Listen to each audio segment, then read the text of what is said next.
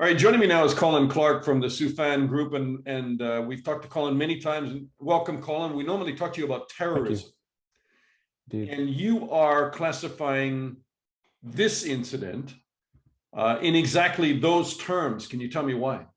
Sure. I don't think this isn't even a border case. This is a clear-cut case in my mind of terrorism, of ideologically motivated political violence. This was a racist terrorist attack against African Americans in the city of Buffalo, and the alleged assailant makes no bones about that in his own online manifesto of exactly what he thinks of African Americans and had sought to do. And so I don't think there's any question here. There seems to be some mental illness at play, but that doesn't mean that it obviates the fact that this was a racially motivated violent extremist committing a terrorist the attack. moment you say there may be some mental health issues, then those who would argue that this does not fit a larger pattern, and that this is a lone wolf attacker, will use that and say this is not about what you called a far-right ecosystem that's gone mainstream. Well, I would push back against that because I would say, one, the whole term lone wolf has been misconstrued and taken out of context. Even if this individual did act alone, he emerged from a broader far-right ecosystem of racist rhetoric and the great replacement theory, which is not only found on the dark corners of the internet, but on Fox News, on Tucker Carlson. The other part about what you mentioned is, no, this actually does fit a pattern. It does fit a trend. And this individual deliberately mimicked and copied the actions of other far-right extremists, including Brenton Tarrant, the Christchurch shooter, including an attacker in Halle, Germany, including Patrick Crusius, the El Paso Walmart attacker. He even copied, writing racist terms on his weapon. He decided to live stream the attack on Twitch. So he took hallmarks and he actually called, he gave a shout out to these people in his manifesto. He studied them and he emulated them. So this is a pattern. This is a trend. And unfortunately, it's not going to be the last one. I think we all know that. You mentioned Tucker Carlson. That is mainstream Fox News media. I mean, you can call it mainstream if you want. It's not a social media channel, not yet anyway. But Tucker Carlson talks about replacement theory as a kind of left wing. Maybe you want to characterize this, but he seems to characterize it as a left wing attempt to silence the majority all the time.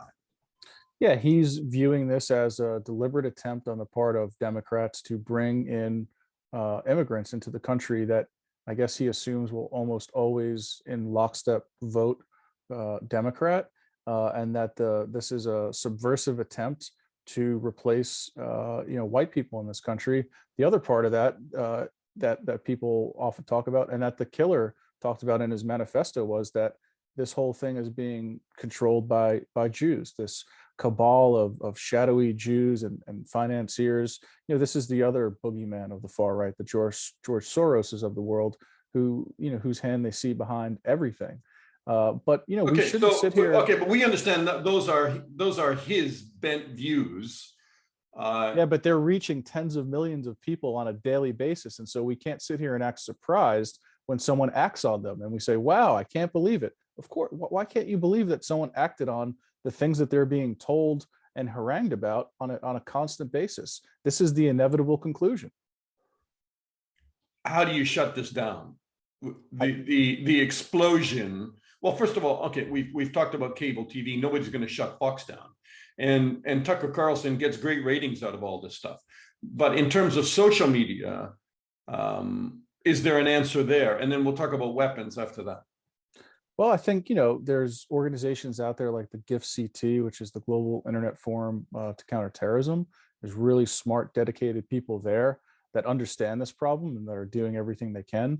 But we also need lawmakers to have a better understanding of the way that Silicon Valley works.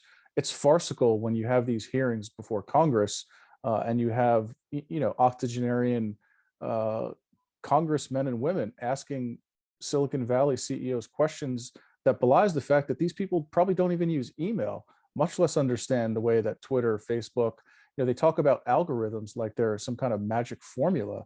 So I think, having our own politicians get a better sense of what actually happens in these, these Silicon Valley firms is a good first step.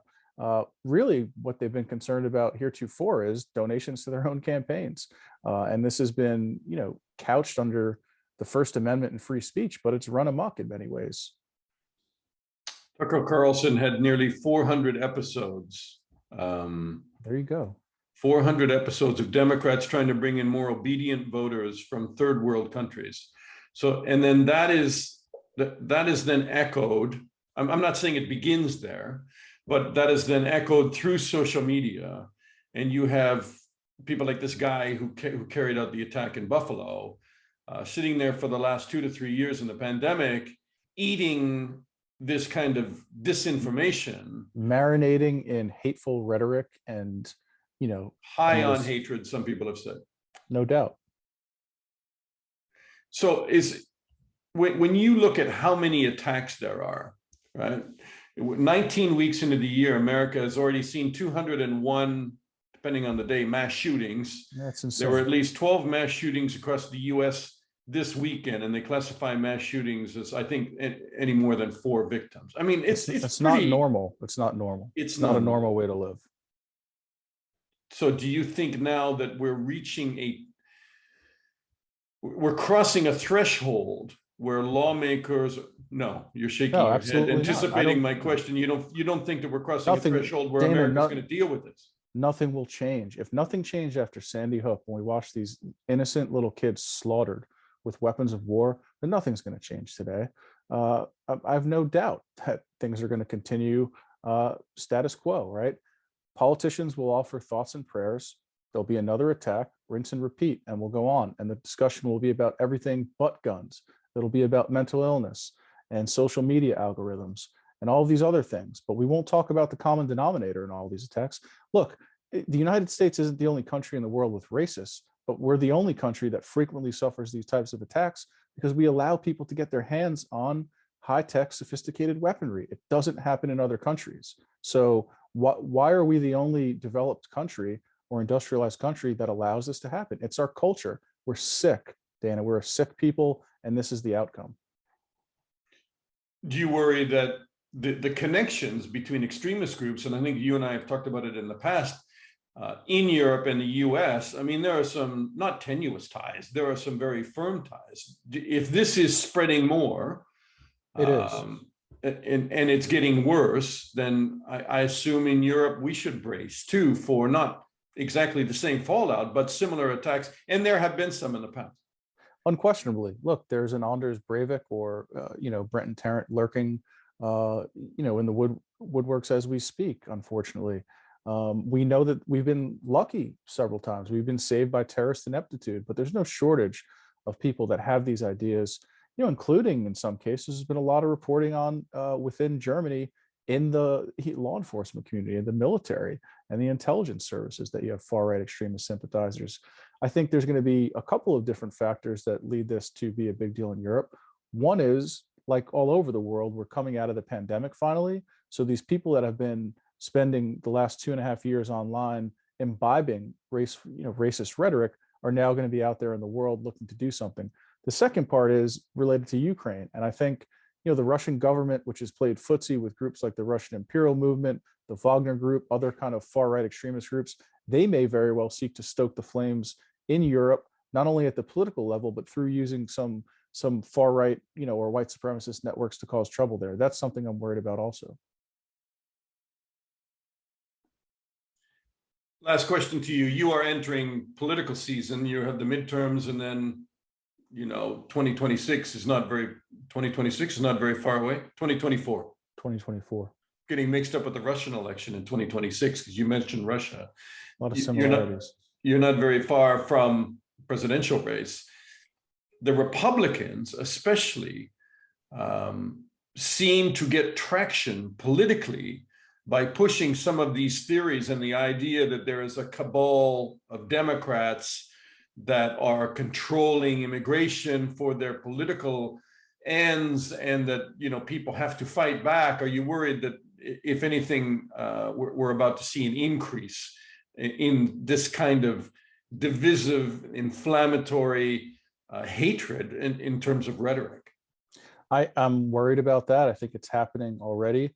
But I'll also say I think it's incumbent upon the Democrats to talk about immigration too, to push back and to talk about it, because there is an issue at the border, right? This isn't just being totally fabricated. So, but what are we going to do about it? What is the immigration policy that makes sense, that's humane, but that also, explain to the American people what's happening, and don't cede ground to, disinformation and bullshit artists, excuse my French, that are out there trying to essentially manipulate voters, right? So I think the president needs to lead. He needs to be more vocal, whether it's the president or the vice president, and explain to Americans what's happening and why. Colin Clarke for the Soufan Group. Colin, thanks so much. Thank you.